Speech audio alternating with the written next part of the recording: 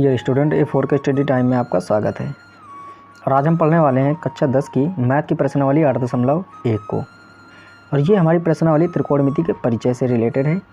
और इसमें आज हम एक से लेकर जितने भी क्वेश्चन होने वाले हैं सभी एक तरफ से करेंगे और एक प्योर कॉन्सेप्ट के साथ, जिससे आप अपनी बोर्ड एग्जाम की प्रिपरेशन करो और अच्छे मार्क्स लेकर आना है। हमें 100% की तैयारी करनी है। तो आपका विदाउट टाइम वेस्ट किए हम शुरू करते हैं क्वेश्चन नंबर 1 को। देखिए, इसमें हमें पता है कि क्वेश्चन नंबर 1 कह रहा है कि त्रिभुज ABC में जिसका कोण B समकोण है और AB इक्वल दिया है 24 सेंटीमीटर और BC 7 सेंटीमीटर है। पूछा जा रहा है निम्नलिखित का मान ज्ञात कीजिए। और फर्स्ट नंबर पे है साइन A और कॉस A। मतलब ये है कि एक हमारे पास कोई त्रिभुज है जिसमें B कैसा है, समकोण है, मतलब 90 अंश। ऐसा कोण जिसका मान ठीक 90 अंश हो समकोण कहलाता है। और उस जो त्रिभुज होगी उसकी AB भुजा 24 सेंटीमीटर है, जो भुजा BC है वो 7 सेंटीमीटर है। अब हम पहले इस त्रिभुज को बनाएंगे, इसके बाद इसे सॉल्व करेंगे। तो देखिए, हम एक चित्र बना देते हैं। यहाँ पर आपके लिए चित्र बनाएंगे। हमारे पास एक त्रिभुज है,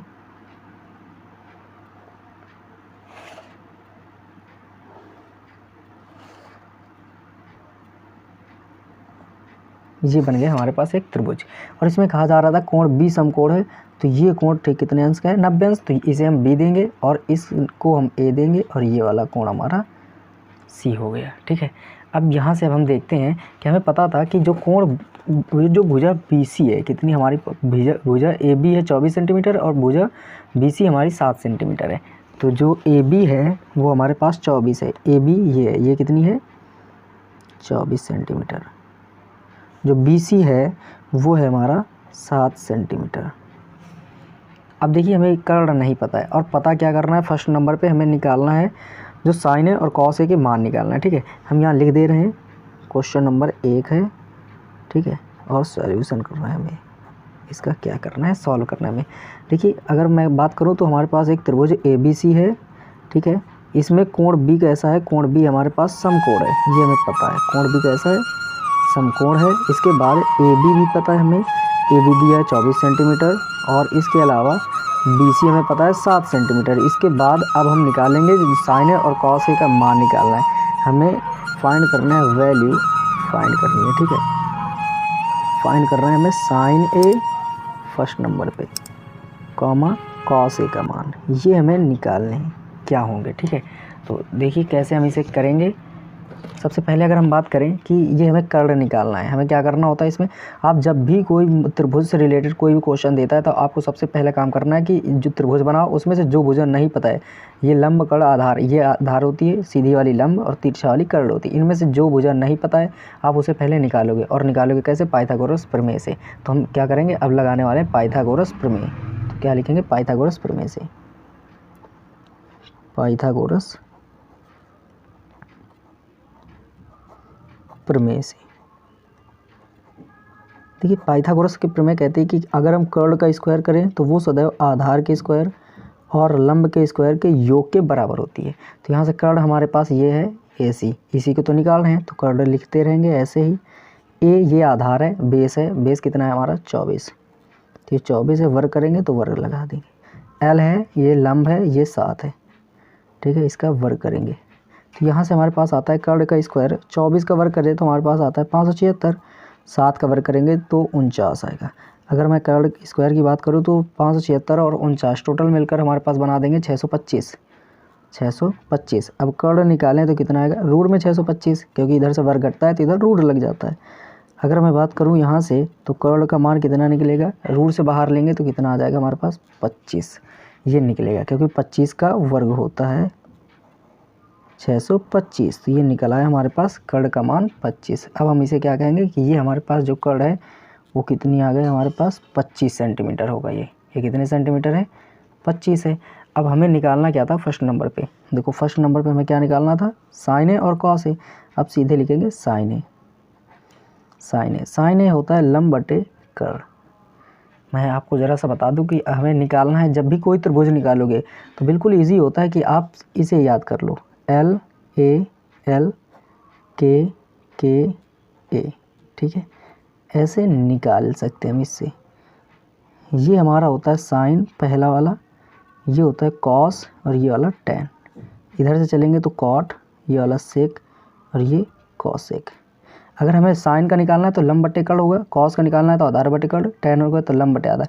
वैसे ही कॉट निकालना है तो अब इधर से पढ़ो, आधार बटे लंब, सेक तो कड़ बटे लंब, और कॉसेक तो कड़ बटे लंब। ये कॉसेक है कड़ बटे आधार, कॉसेक है कड़ बटे लंब, इस तरह से हम निकाल सकते हैं। तो साइन है कितना आएगा हमारा, लंब बटे कड़। ठीक है, अब यहाँ से हमें लंब की वैल्यू कितनी पता है, 7। ठीक है, कड़ की वैल्यू कितनी पता है, 25, तो 7 बटे 25, ये हो गया हमारा आंसर। ठीक है, इसी तरह अब कॉस ए की वैल्यू हम निकालेंगे, तो कॉस ए देखेंगे तो कॉस ए क्या होता है, आधार बटे कड़। कॉस ए हमारा क्या होगा, आधार बटे कड़। आधार की वैल्यू हमारे पास है 24, तो ये 24 लिखेंगे। कड़ की वैल्यू 25 है, तो ये लिख देंगे 25। इस तरह से फर्स्ट नंबर हल हो जाएगा। अब देखिए सेकंड नंबर पे हमसे क्या पूछा जा रहा था। सेकंड नंबर में हमसे ये कह रहे थे कि जो साइन सी और कॉस सी है उसका मान बताओ, साइन सी और कॉस सी। तो साइन सी और कॉस सी हमें निकालना है। तो देखिए साइन सी और कॉस सी निकाल दें। सेकंड नंबर, सेकंड में हमें पता करना है साइन सी का मान। ठीक है, देखिए साइन सी का है, ए का है, बी, उससे हमें नहीं मतलब, फार्मूले तो लंब बटे कड़ ही होगा। ठीक है, लेकिन ये जो सी होता है इसे हम कोणांक कहते हैं। अब सी देखो यहाँ पर कितना है, यहाँ पर है कोण। अगर नीचे वाले हों तो हम सीधे देख लेते हैं, लंब जो लंब है वही लंब रहेगा, जो आधार है वो आधार है, जो कड़ है वो कड़। लेकिन अगर कोई कोण ऊपर है, ये कोणांक सी कहाँ है, ऊपर है। अगर ऊपर है तो जो आधार होता है वो लंब बन जाता है, जो लंब होता है वो आधार बन जाता है।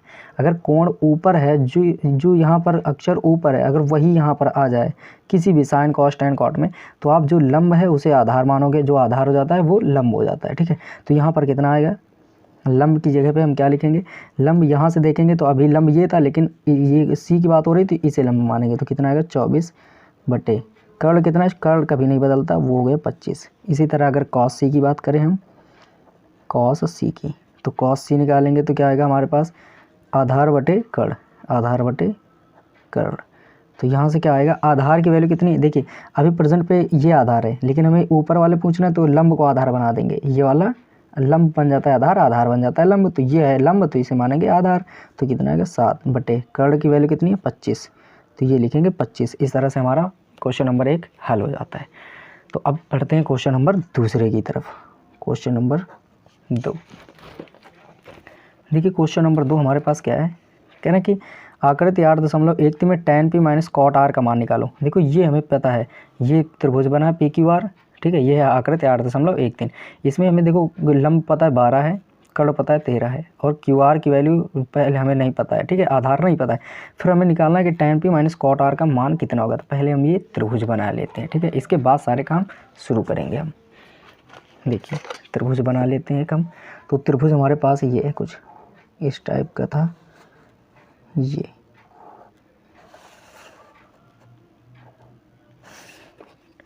इसमें ये है बिंदु P, Q और R।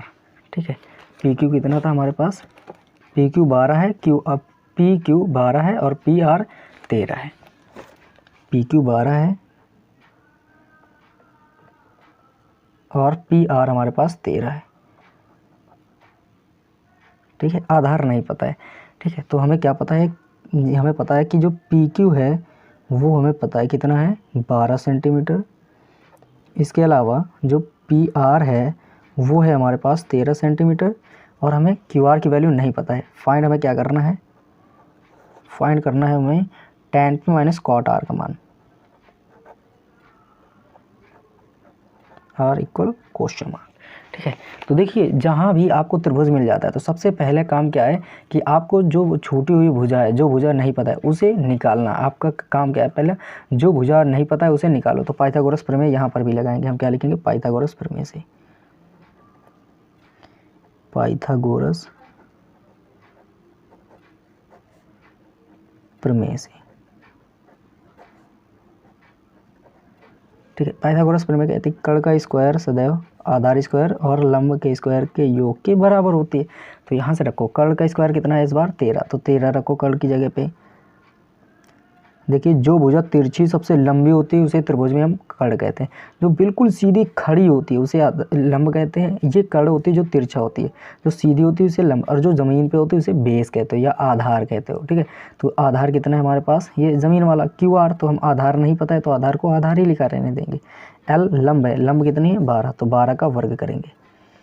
अब यहाँ से अगर मैं बात करूँ तो 13 का वर्ग 169 होगा, बराबर आधार का स्क्वायर, हमें आधार तो निकालना ही है, और 12 का वर्ग कितना होगा 144। अब 100 आधार निकालना है तो जो इसके तरफ है उसको दूसरी ओर ले जाना होता है। तो ये 144 इधर प्लस का, इधर आएगा तो माइनस का, तो 169 अपनी जगह पे है। अब इसे हम लेकर आएंगे, ये प्लस का इधर आएगा तो माइनस लगाओ, और ये कितना होगा 144 बराबर कितना आ गया आधार का स्क्वायर। तो अब आधार का स्क्वायर अगर मैं देखूँ तो 169 में से 144 घटाओ तो कितना बचेगा 25। तो आधार निकालोगे तो कितना आएगा रूट में 25। अब ये 25 कितने का वर्ग होता है 5 का, तो इसका वर्गमूल कितना होगा 5 निकल आया। आधार की वैल्यू हमें पता चल गई कि जो ये आधार है वो हमारे पास कितना होगा 25 सेंटीमीटर, वो सॉरी 5 सेंटीमीटर, कितना होगा 5 सेंटीमीटर। ये हमारे पास कितना होगा 5 सेंटीमीटर सिर्फ। अब इसके बाद अब हमें जो पूछा जा रहा है tan p minus cot r, तो इसके मान पहले हम निकाल लेते हैं, ठीक है। तो हम अगर देखें तो tan p निकालें, tan p देखो ऊपर है, जब कोई कोण ऊपर यहाँ पर किसी भी जो त्रिकोणमितीय फलन है 6 उनमें से यहाँ देखा जाता है कोणांक में। अगर ये नीचे वाले हैं तो कोई बात नहीं, जो आधार है वो आधार बना रहेगा, जो लंब है वो लंब बना रहेगा, जो कड़ है वो कड़ होगा। लेकिन अगर ऊपर वाला वर्ड यहाँ आ जाता है कोणांक की जगह पे, तो जो आधार है उसे लंब बनाना है, जो लंब है उसे आधार, चेंज कर देना है एक दूसरे को। इस तरह हो कि जब ये ऊपर वाला आ जाए तो लंब को किस में चेंज कर देना है आपको आधार में, ठीक है। और जो आधार है ये किस में चेंज हो जाएगा लंब में, ठीक है। ये आपको याद रखना है कि आप भूलो नहीं कभी ये कि लंब को आधार में, आधार को लंब में चेंज कर देना है, ठीक है, एक दूसरे पे अपोजिट कर देना है। तो अब tan p क्या होता है हमारे पास, यहाँ से चित्र से देख सकते हो tan ये है तो लंब बटे आधार होगा, तो लंब बटे आधार। अब लंब की वैल्यू कितनी है देखो, ये है हमारे पास 12, ठीक है, और आधार कहाँ है ये 5, तो ये आएगा 5। लेकिन ये यहाँ पर 5 है तो हम उल्टा करेंगे यहाँ पर, तो जो लंब था वो हमारे पास क्या बन जाएगा 5, तो इसे 5 लिखोगे और आधार का मान कितना है 12, तो 12 ये वाला नहीं ये करेक्ट है, ठीक है, क्योंकि p है ऊपर वाला है, ऊपर वाला जो लंब दिखता है उसे हम आधार बना देंगे, जो आधार होगा वो लंब बन जाता है। तो यहाँ पर आधार का काम ये कर रहा है, लेकिन ये p वाला मिला है तो आधार को हम लंब मानेंगे और जो लंब है उसे आधार मानेंगे। तो लंब की जगह पे ये 5 हो गया और आधार की जगह पे 12 हो गया। इस तरह हम tan p का मान निकाल लिए और इसी तरह आप cot r का मान निकालेंगे। पहले cot की वैल्यू क्या होती है आधार बटे लंब, तो आधार बटे लंब लिखेंगे। अब समझना है आपको कि cot r तो नीचे ही है, अगर जो नीचे हैं इन दोनों में से कोई भी पूछा जाए तो जो आधार है वो आधार बना रहेगा, ये 5 रहेगा, जो लंब है वो लंब रहेगा, तो बटे में 12 ये मिल गया। देखिए tan p का मान 5/12 है और cot r का मान 5/12 निकला है। अब आप निकालोगे, ठीक है, क्या लिखोगे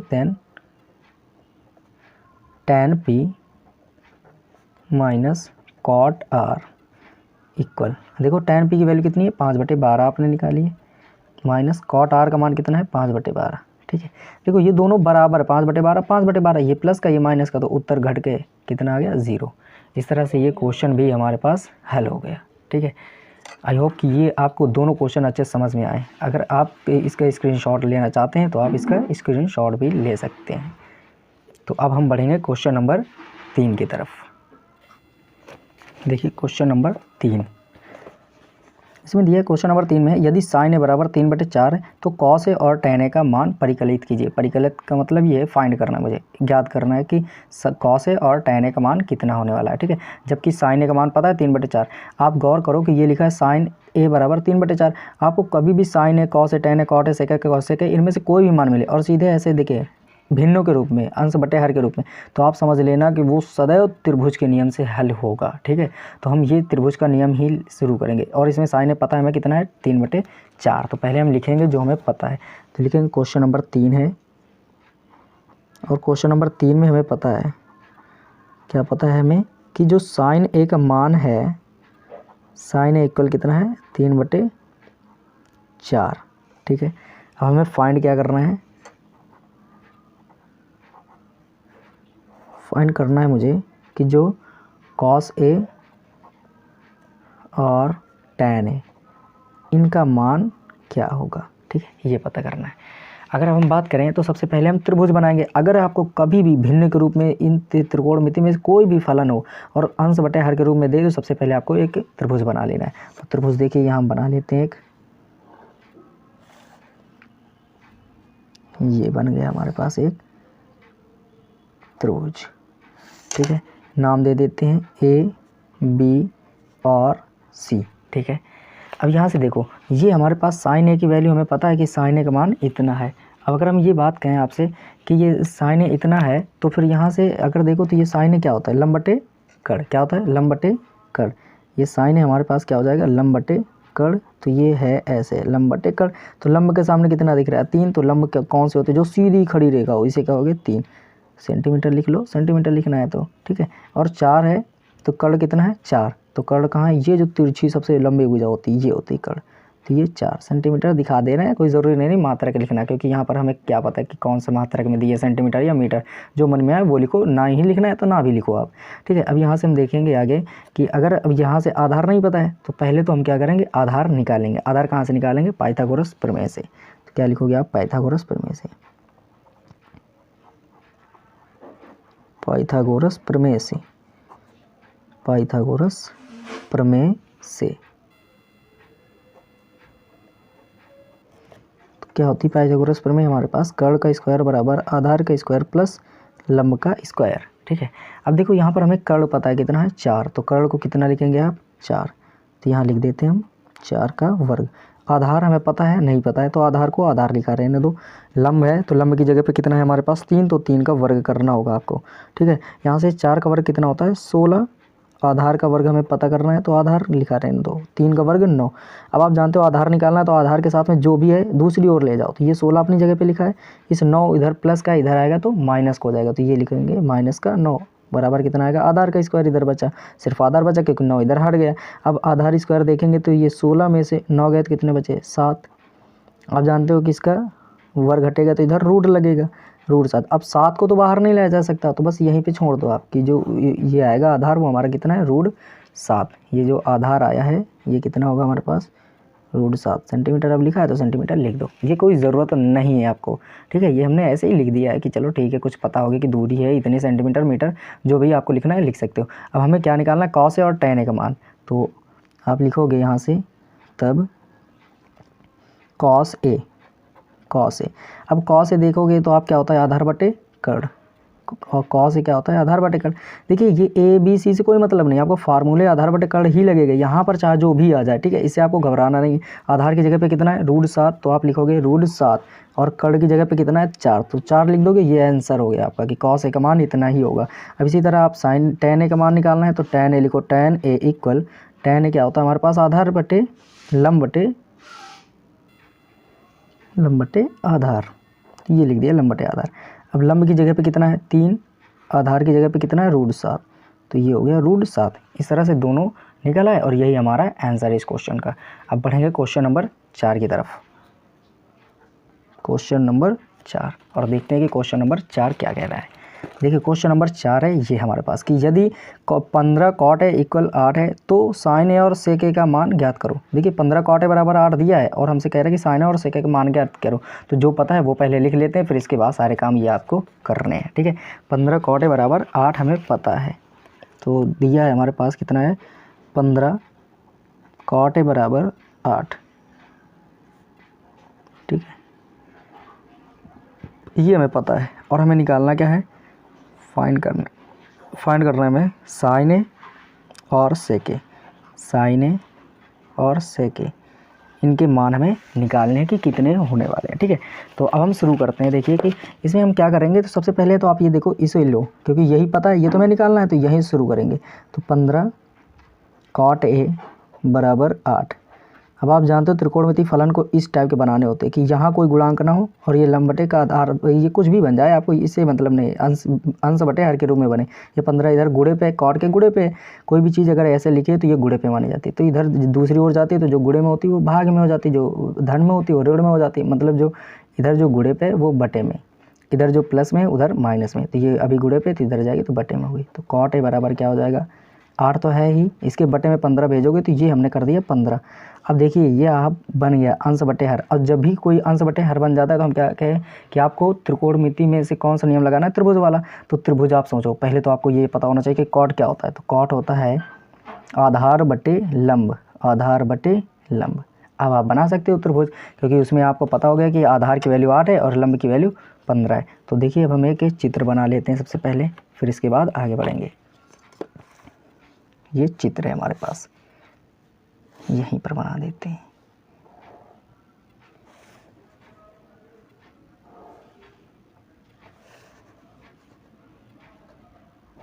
ये बन गया हमारे पास एक चित्र, ठीक है। और कुछ भी आपने नाम दे दो, यहाँ ए, यहाँ पर बी और यहाँ पर सी, ठीक है, बन गया ये हमारा चित्र। अब देखिए यहाँ से अगर मैं बात करूँ कि आधार की वैल्यू कितनी है 8, तो यहाँ लिखोगे आप 8। लंब की वैल्यू कितनी है 15, तो ये लिखोगे 15। अब हमें फिर से कर्ण नहीं पता है, त्रिभुज में कोई भी भुजा ना पता हो, 2 पता हो या तीसरी ना पता हो, कोई भी जो ना पता हो, तो आपको क्या काम करना होता है, सबसे पहले पाइथागोरस प्रमेय का नियम लगाना होता है। तो पाइथागोरस प्रमेय का नियम हम लगाएंगे। यहाँ से क्या लिखोगे, पाइथागोरस प्रमेय से, पाइथागोरस प्रमेय से। और पाइथागोरस प्रमेय क्या कहती है कि जो कर्ण का स्क्वायर होगा सदैव आधार स्क्वायर और लंब के स्क्वायर के योग के बराबर होगी, ठीक है। यहाँ से अब देखो कर्ण का स्क्वायर, तो कर्ण कितना है हमें पता करना है, तो कर्ण लिखा रहने दो। आधार की वैल्यू पता है 8, तो लिखो आधार की जगह पे 8, वर्ग लगाए वर्ग करो, प्लस लंब मिला, लंब कितना है 15, तो 15 लिखो, इसका वर्ग करो। देखिए यहाँ से कर्ण का स्क्वायर 8 का वर्ग करोगे तो 64 होता है, ये 15 का करते हैं तो कितना आता है 225, 15 का वर्ग 225।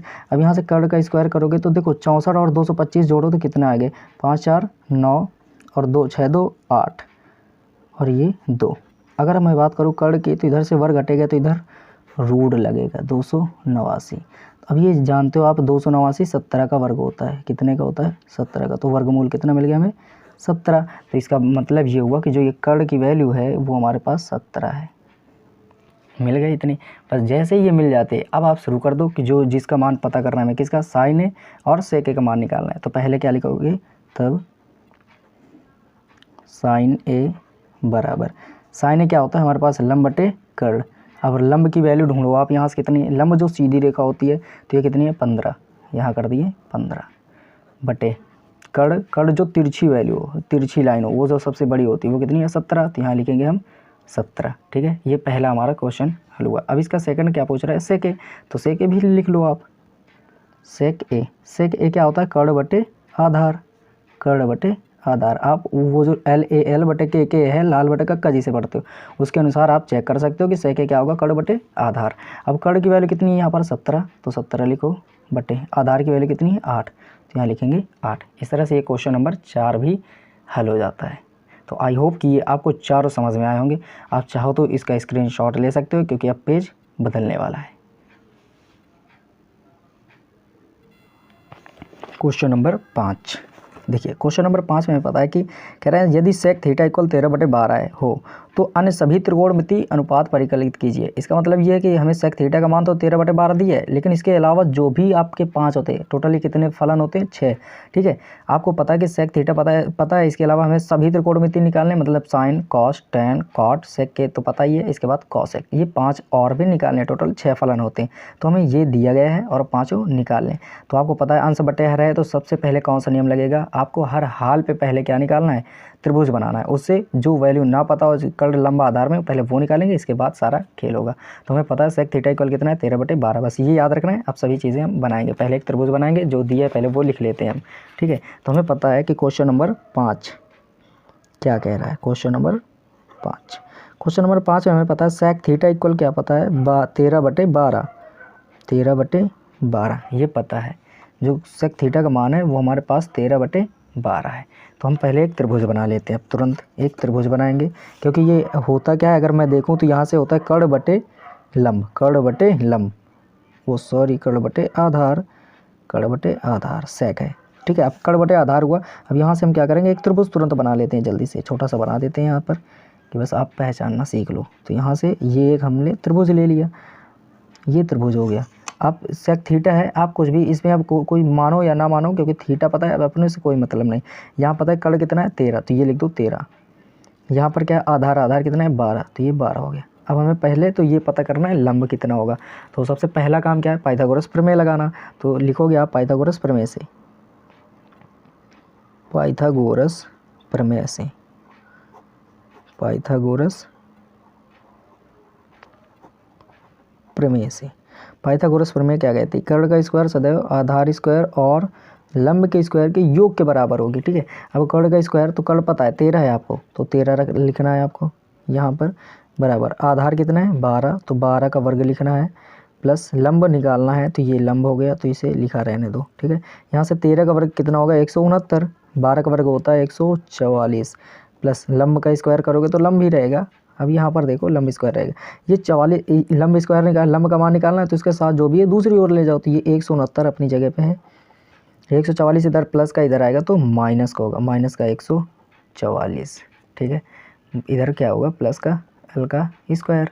अब यहाँ से अगर मैं बात करूँ तो एल स्क्वायर कितना आएगा, बराबर पे बचा है इधर, ठीक है। एल स्क्वायर 169 में से 44 घटाओगे 25 बचेगा। अब यहाँ से एल स्क्वायर एल निकालोगे तो रूट 25 होगा, ठीक है। अब यहाँ से एल निकालेंगे तो हम कितना बचेगा, हमारे पास 5 निकलेगा, क्योंकि 25 कितने का वर्ग होता है 5 का।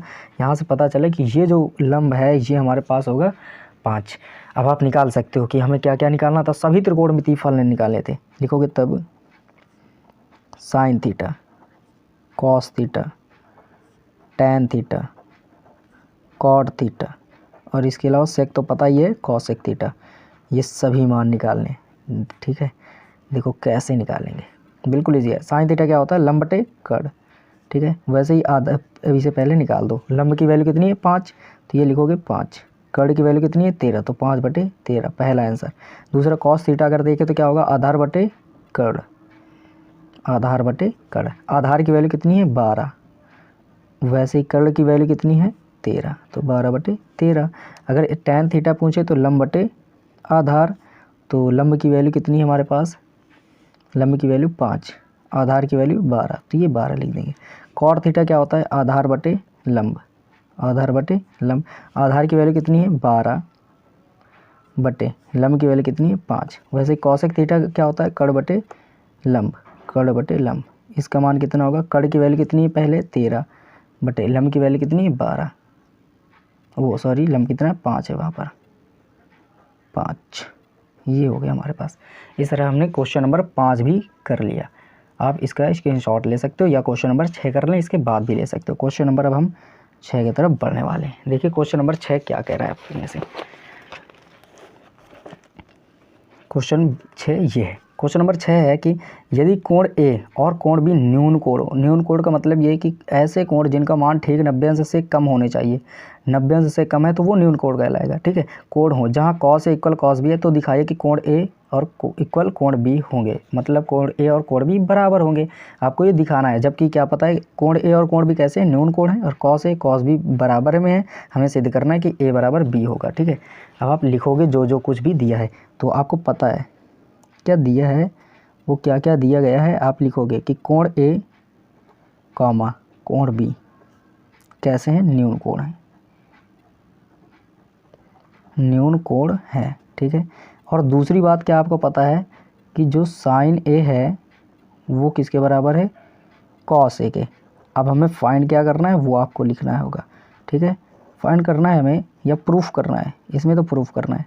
आपको प्रूफ करना है कि कोण ए सदैव कोण बी के बराबर होगा यहाँ पर जब sign A equal cos A है। देखिए अब हम अगर इसे देखें तो ये कोण ए और कोण बी हमें सिद्ध करना है, तो कोण ए बराबर कोण बी होना चाहिए। साइन ए इस cos A, sorry cos A नहीं है, यहाँ पर बी है, यहाँ पर कितना है कॉस बी। साइन ए इक्वल कॉस बी है और हमें सिद्ध करके दिखाना कोण ए और कोण बी बराबर है आपस में। और ये कैसे हैं, कोण बी और कोण ए कैसे हैं, दोनों न्यून कोण है। जब भी आपको कभी न्यून कोण दे दे तो आपको याद रखना है कि जब भी कभी न्यून कोण दे तो आपको जो चतुर्थांश वाले नियम वो लगाना है। मतलब ये कि जैसे आपको साइन थीटा लिखना है, साइन थीटा, तो ये किसके बराबर होता है, आपने पढ़ा होगा कि cos 90 minus theta, cos 90 minus theta. Cos 90 minus theta किस में जाता है, पहले में, पहले चतुर्थांश में। ये किस में होता है, पहले चतुर्थांश में। और 90 की वजह से क्या होता है कि ये फलन परिवर्तन होता है और जो कॉस होता है वो किस में बदल जाता है, साइन में। तो कॉस 90 माइनस थीटा क्या होता है, साइन थीटा, ये फार्मूला है। दूसरा क्या होता है, अगर मैं कह दूँ कि साइन 90 माइनस थीटा क्या होता है, तो वो किसके बराबर होता है, कॉस थीटा के बराबर होता है। मतलब ये है कि अगर हम साइन थीटा को लिखे तो इस तरह लिख सकते हैं, कॉस थीटा को लिखो तो इस तरह लिख सकते हैं।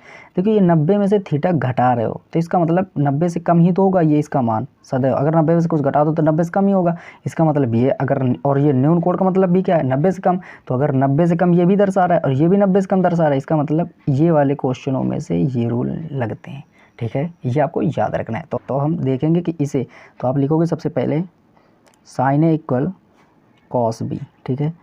अब साइन ए को इस तरह लिखना है, यहाँ थीटा की जगह पे बस आपको ए कर देना है। तो यहाँ क्या लिख सकते हो, साइन ए को क्या लिख सकते हो, कॉस 90 माइनस ए। तो इसे हम क्या लिखेंगे, कॉस 90 माइनस ए। इधर क्या लिख सकते हो आप, इसे हम क्या लिख सकते हैं, कॉस बी लिख देंगे। अभी कॉस बी लिखा रहने देंगे। ये एक तरफ साइन एक तरफ कॉस। एक बार क्वेश्चन चेक कर लेते हैं हम लोग। यहाँ से देखते हैं क्वेश्चन नंबर 6वां था, कोण ए और कोण बी न्यून कोण हो जहाँ कॉस है इक्वल कॉस बी है, तभी तो कहाँ से हो जाए। तो यहाँ पर क्या करना है, हमें कॉस करना है। यहाँ पर क्या होगा, कॉस, नहीं तो ये कटेगा ही नहीं और कुछ बनेगा भी नहीं। अब कॉस वाला है तो यही वाले दोनों तरफ लगा देने। तो इधर भी क्या है, कॉस है, इधर भी क्या है हमारे पास, कॉस। याद रखना है, वो गलत हो गया है बाय मिस्टेक। यहाँ पर कॉस है तो कौन सा लगेगा, साइन वाला। तो हम यहाँ क्या लिखेंगे, साइन कॉस को क्या लिख सकते हो, कॉस थीटा को साइन 90 माइनस थीटा लिख दिया। इस कॉस को अब इसी तरह लिख सकते हो, या अब कॉस बी को आगे भी लिख सकते हो कि इसी कॉस बी को क्या लिख सकते हो, साइन 90 माइनस बी। तो इसी को दूसरी भाषा पे एक बार और इसको यहाँ से फिर से कर दे रहे हैं। कॉस को क्या लिखोगे, साइन 90 माइनस थीटा। तो क्या लिखेंगे हम, कॉस को साइन में लिखेंगे और 90 माइनस थीटा। यहाँ पर थीटा की जगह पे थीटा है तो थीटा लिखा है, यहाँ ए अगर कर दे तो यहाँ पर भी ए, तो माइनस का ए कर दे क्योंकि इधर क्या है ए। अब इसे चेंज करेंगे तो कॉस को क्या लिखोगे, साइन और 90 माइनस थीटा की जगह पे बी है तो यहाँ करेंगे हम बी। अब आप देखो साइन कैंसिल हो गए तो ये इसके बराबर, आपको तुलना करनी होती है, साइन से साइन समझो कट गया तो ये इसके बराबर। तो 90 माइनस ए बराबर हो जाएगा हमारे पास 90 माइनस बी के। अब अगर आप बात देखो तो ये 90 से 90 कैंसिल हो जाएंगे क्योंकि इधर आएगा तो माइनस का हो जाएगा। तो देखो ये 90 माइनस ए है और ये 90 इधर लेकर आओ तो माइनस का हो गया। उधर क्या बचा, माइनस का बी सिर्फ। अब 90 से 90 कैंसिल हो गया, क्या बचा, माइनस ए इक्वल माइनस का बी, माइनस से माइनस कैंसिल, तो ए बराबर क्या मिला, बी के। इसका मतलब ये हुआ कि जो कोण ए हो गया वो किसके बराबर है, कोण बी के। इस तरह क्या हो जाता है, अतः सत्यापित हुआ हमारे द्वारा। क्लियर, आपको ये करना है, ठीक है। यहाँ पर बाय मिस्टेक वो साइन लिख गया था, इसी वजह से यहाँ पर आने वाला नहीं था और वो आता भी नहीं उस तरह, क्योंकि कुछ क्वेश्चन में गड़बड़ हो गया था। तो यहाँ पर क्या था, cos A equal cos B. अब आप सीख गए हो कि कॉस ए क्या लिख सकते हो, sine 90 minus theta. Sine 90 minus theta किसके बराबर होता है, कॉस थीटा के। इसको आप अपना बेस बना लो और सीधे हल कर दो, बिल्कुल ईजी है। आई होप कि ये सारे क्वेश्चन आपको समझ में आएंगे। अगर आपको सारे क्वेश्चन समझ में आए हैं तो प्लीज़ मेरे चैनल को सब्सक्राइब करो, लाइक शेयर कमेंट करना ना भूलें। Thank you.